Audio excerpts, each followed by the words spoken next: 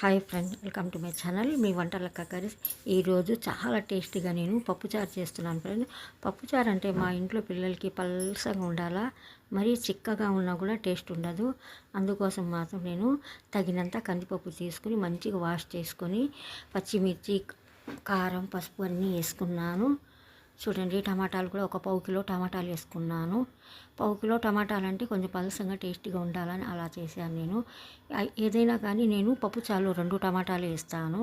ఈసారి కొంచెం వెరైటీగా చేయాలని చేశాను. చూడండి, నేను మంచిగా పప్పు అంతా మెత్తేసాను.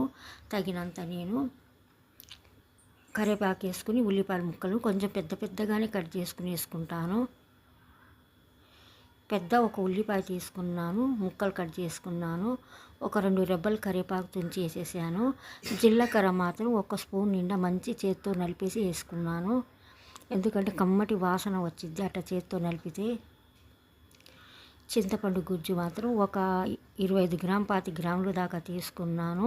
పులుపు ఎందుకంటే టమాటాలు ఉన్నాయి కదా, దాంట్లో కొంచెమే చింతపండు పట్టిద్ది. అందుకోసం నేను చింతపండు పులుసు మాత్రం చూసి కొంచెమే వేసుకున్నాను. ఈ పప్పు చారు మాత్రం చాలా టేస్ట్గా ఉంటుంది.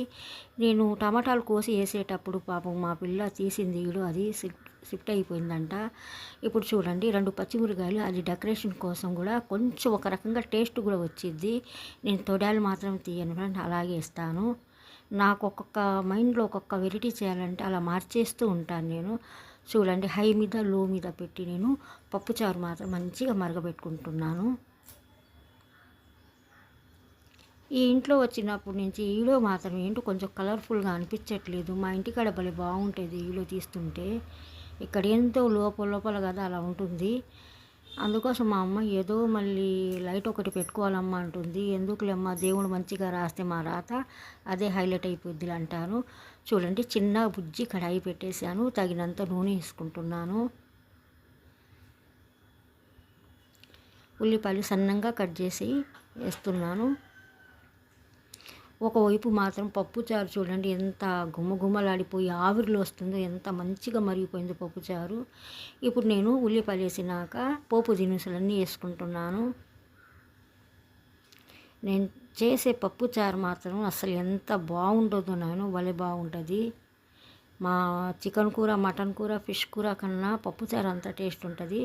చూడండి, మెంతులు అన్నీ వేసుకుంటాను. తాలింపులు ఎన్ని రకాల వెరైటీలు ఉన్నాయి అన్ని పోపు దినుసులన్నీ వేసుకుంటాను. నా ముఖ్యమైనది మెంతులు ఉండాలి పప్పుచారులో మెంతులు లేనప్పుడు హింగువ వాడతాను. హింగువ లేనప్పుడు ఏమో చిన్నులపాయల రెబ్బలు కచ్చా పక్కగా దంచి ఒక 5-6 రెబ్బలు వేసేస్తాను. ఒక్కొక్క వెరైటీ ఒక్కొక్క రకంగా చేస్తాను నేను. ఈరోజు మాత్రం చిన్నులపాయలు మాత్రం వేయలేదు, హింగువ వేయలేదు, మెంతులు ఎక్కువ వేసుకున్నాను. మెంతులు ఎక్కువ వేసుకుంటే మన పప్పుచారు 2 రోజులు ఉంటుంది కదా ఒక్కొక్కసారి. అసలు ఎంత టేస్ట్ ఉంటుందో, భలే టేస్ట్ ఉంటుంది. చూడండి, తాలింపు మంచిగా ఫ్రై చేసుకున్నాను. ఒక 2 రెబ్బలు వచ్చి మాత్రం ముదురు కరివేపాకు తీసుకొని వేసుకుంటున్నాను. ఒకవైపు చూడండి పప్పుచారు ఎంత సూపర్గా మరిగిపోతుందో, ఒకవైపు మాత్రం నేను తాలింపు వేసేసాను. తాలింపు వేసేటప్పుడు ఎంత భయమో నాకు, ఎందుకంటే ముఖం మీద చిందిద్ది ఫ్రెండ్, అప్పుడప్పుడు చేతుల మీద పడతాయి. ఎన్నిసార్లు నాకు డ్యామేజ్ అయినాయో. అలా పోపు వేసేటప్పుడు ముఖం మీద ఎగిరిద్ది, నూనె అయినా పప్పుచారు అయినా. ఎందుకంటే మనకి స్ట్రైట్గా వచ్చింది పొయ్యి, ఎక్కడ వెళ్ళినా కూడా పొయ్యి హైటో తక్కువ ఉంటాయి. చూడండి, ఇప్పుడు నేను కడాయిలో నేను తాలింపు వేసుకున్నాను కదా, దాంట్లో మళ్ళీ కొంచెం పప్పుచారు వేసి అంతా కరెక్ట్గా సెట్ చేసేసి మళ్ళీ వేసేస్తాను నేను. ఆల్రెడీ ఆవిరి వచ్చేస్తుంది, ఎంత వేడిగా ఉందో.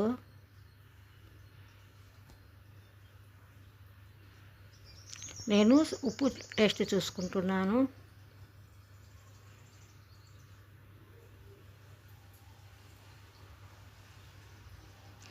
నాకు ఎండిమిర్చి, పచ్చిమిర్చి అసలు తుంచి వేసుకోవాలా, మధ్యలో చీల్చి వేసుకోవాలంటే నాకేంటో అస్సలు ఇష్టం ఉండదు.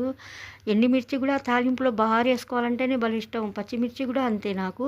అప్పుడప్పుడు ఏమైందంటే ఎండిమిర్చి పేలిపోతాయి, ఎందుకంటే నూనెలో పడంగానే, అందుకోసం తుంచి వేసుకోవాలా. నేను తగినంత రాళ్ళు వేసుకున్నాను. పప్పుచారు సూపర్గా రెడీ అయిపోయింది. ఇప్పుడు ఒకవైపు నేను మాత్రం దొండకాయలు ఫ్రై చేస్తున్నాను. ఈ దొండకాయలు ఫ్రై చేసేటప్పుడు మా అమ్మ వీడియో సరిగ్గా తీయలేదు ఫ్రెండ్, ఎందుకంటే నేను కడాయి పెట్టేటప్పుడు అమ్మ ఏదో పని మీద ఉంది, అందుకోసం నేను అంతగా పిలవలేదు. అది కాక కొంచెం సిజరింగ్లో చేయించి ఉన్నాను కదా, అటు ఇటు తిరగలేకపోతుంది, వీడియో కూడా తీయలేకపోతుంది పాపం. దొండకాయ ఒకవైపు ఫ్రై చేసుకుంటున్నాను.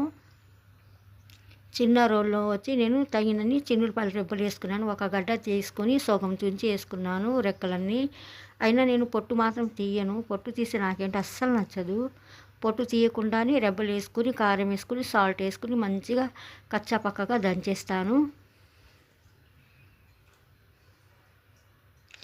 నా వంటలు మాత్రం భలే బాగుంటాయి, టేస్ట్ కూడా సూపర్గా ఉంటుంది. మీరు మాత్రం ట్రై చేస్తుండండి. మీకు వల్ల ఏదైనా నచ్చలేదనుకోండి నాకు కామెంట్ పెట్టండి.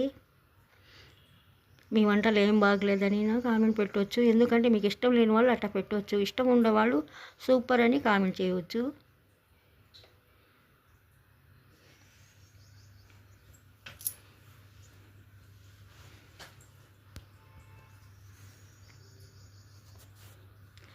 నేను నా వంట బాగా ఉంది అన్నా కూడా హ్యాపీగా ఫీల్ అయిపోతాను, బాగలేదన్నా కూడా హ్యాపీగా ఫీల్ అయిపోతాను.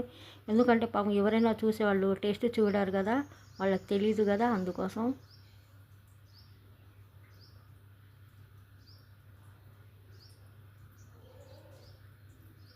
ఇంట్లో తినే వాళ్ళకి ఆ టేస్ట్ తెలిసిద్ది.